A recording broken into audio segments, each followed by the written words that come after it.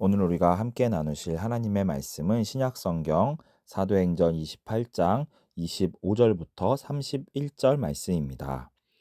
사도행전 28장 25절부터 31절 말씀.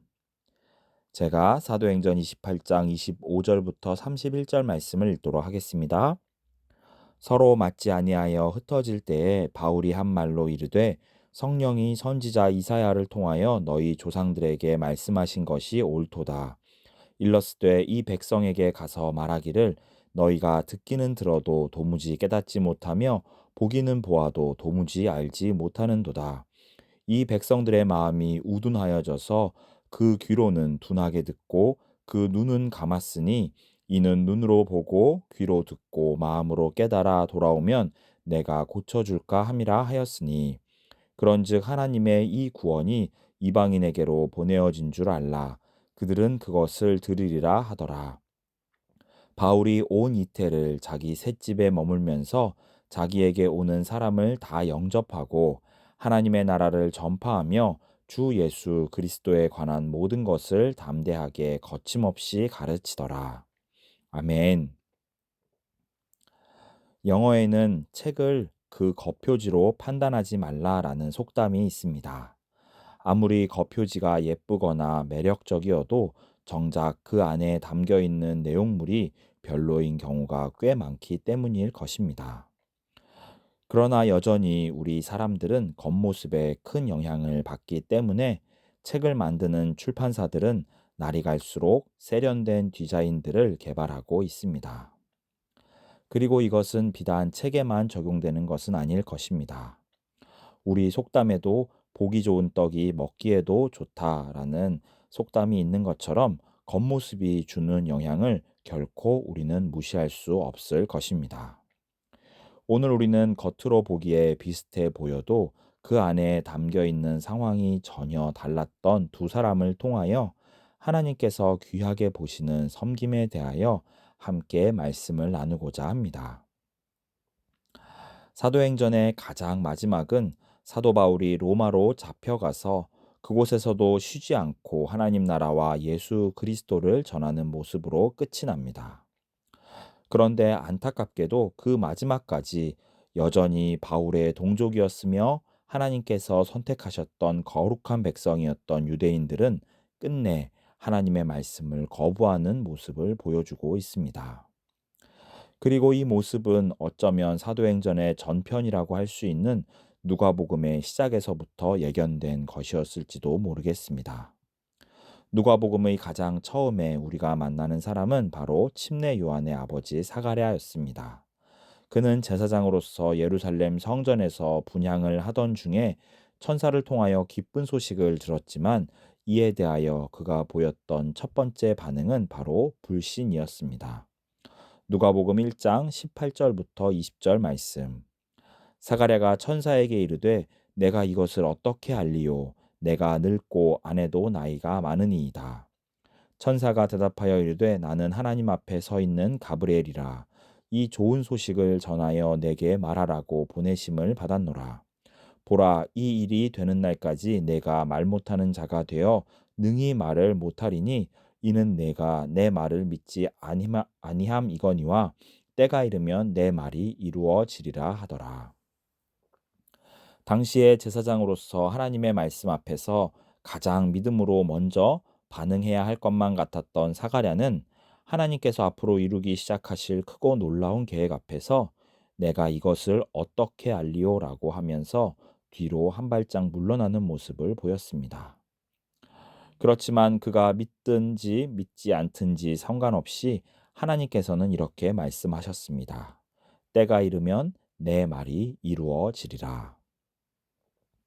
실제로 사가랴와 엘리사벳은 마치 구약의 아브라함과 사라처럼 매우 나이가 많았음에도 천사가 전해주었던 기쁜 소식 그대로 아들을 낳았으며 이 침례 요한은 예수님께서 오실 길을 준비하는 귀한 사명을 감당하였습니다. 이렇게 사가랴의 믿지 못하는 모습은 바로 뒤에 이어서 나오는 젊은 여인 마리아나 한밤중에 바깥에서 양을 지키는 목자들이 보여주었던 믿음이나 순종의 모습과 선명한 대조를 이루고 있습니다. 이렇게 마땅히 하나님의 말씀에 가장 잘 반응해야 할 것처럼 보이는 이들의 불신앙과 거부가 누가복음의 처음과 사도행전의 마지막에 나란히 나타나는 것을 통하여 우리는 하나님의 말씀 앞에서 우리가 보이고 있는 믿음의 반응이 어떠한지를 잘 돌아보아야 할 것입니다. 한편 유대인들이 말씀을 받아들이지 않자 사도 바울은 그 복음의 말씀을 이제 이방인에게로 전하겠다고 말하였습니다. 이미 그 사역을 시작하던 사도행전 13장 46절에서 그리고 사도행전 18장 6절에서 사도 바울은 자신의 사역을 이방인에게로 향하겠다고 계속 선언하였습니다.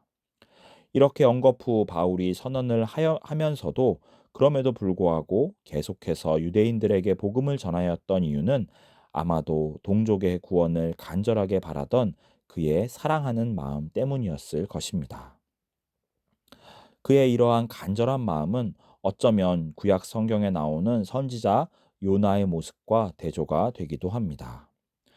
요나가 하나님의 얼굴을 피하여 욥바에서 다시스로 가기 위하여 배를 타고 가다 풍랑을 만나 죽을 위기에 놓였던 것처럼 바울 또한 예루살렘에서 잡혀 로마로 압송되다가 유라굴로라고 하는 풍랑을 만나 죽을 위기에 놓였었다라는 사실을 우리는 기억하고 있습니다. 사도행전 27장에서 바울이 보여주었던 믿음의 모습은 요나가 보여주었던 모습과 전혀 다른 것이었습니다. 요나는 풍랑 중에도 잠을 자면서 자신의 무지와 영적 어두움을 보여주었던 반면 바울은 하나님의 천사를 통하여 하나님의 분명한 뜻을 확신하게 되었습니다. 이렇게 겉으로 보기에 비슷한 처지에 놓여 있었던 것처럼 보이는 두 사람은 사실 전혀 다른 상황 속에 있었던 것입니다. 바울은 하나님의 위대하신 뜻 안에서 로마 황제 가이사 앞에 서기 위하여 담대한 마음으로 배를 탔던 반면에 요나는 니느웨를 구원하고자 하셨던 하나님의 뜻을 거부하기 위하여 불순종의 마음으로 배에 올랐기 때문입니다. 이렇게 서로 다른 마음과 동기에서 시작되었지만 결국 요나는 니느웨에 그리고 바울은 로마에 도착할 수 있었으며 그곳에서 하나님의 말씀을 선포하게 되었습니다. 여기서도 그들은 서로 전혀 다른 마음과 태도를 우리들에게 보여주고 있습니다.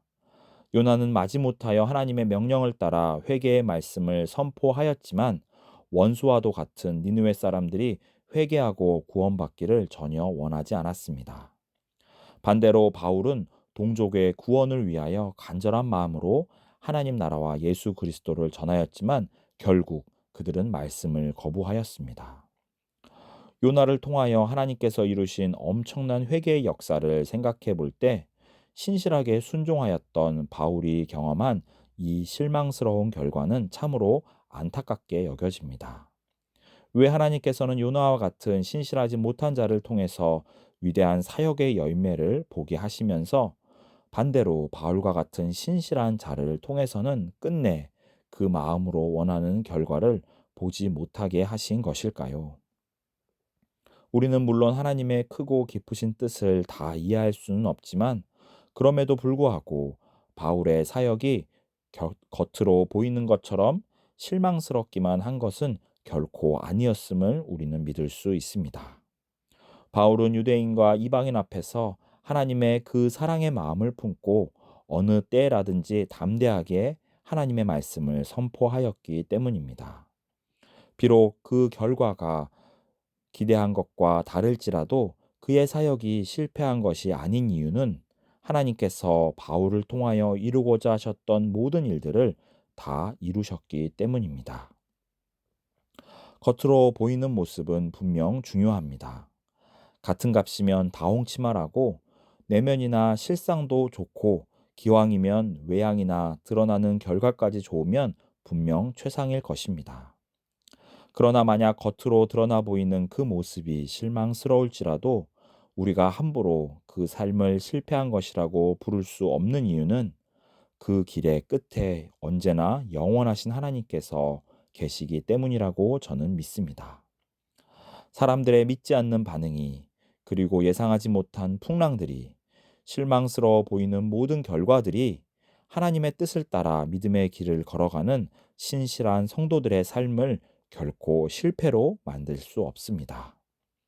우리의 충성스러운 헌신과 한결같은 마음과 삶을 보시고 칭찬해 주시며 하늘 잔치에 참여하게 해 주실 하나님을 의지하면서 오늘 하루도 이 믿음의 길을 성실하게 걸어가시는 우리 종암성서 침례교회의 모든 성도님들이 되시기를 주님의 이름으로 축복합니다. 기도하겠습니다. 하나님, 오늘 우리가 말씀과 기도로 하루를 시작합니다. 오늘 하루를 그리고 이번 한 주를 온전히 하나님만을 의지하면서 살아가기를 원하오니 주님 우리와 함께 하시면서 매 순간 우리의 모든 발걸음을 선한 길로 인도하여 주시옵소서. 때로 우리가 기대한 것보다 너무나 실망스러운 결과가 우리 눈앞에 닥쳐올 때 우리들의 마음을 위로하여 주시고 그럼에도 불구하고 우리가 그 믿음의 길을 포기하지 않을 수 있도록 끝까지 그 믿음의 길을 완주할 수 있도록 주님 우리와 함께 하여 주시며 위로하여 주시고 힘을 더하여 주시옵소서.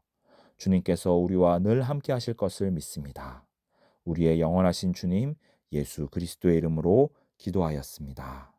아멘.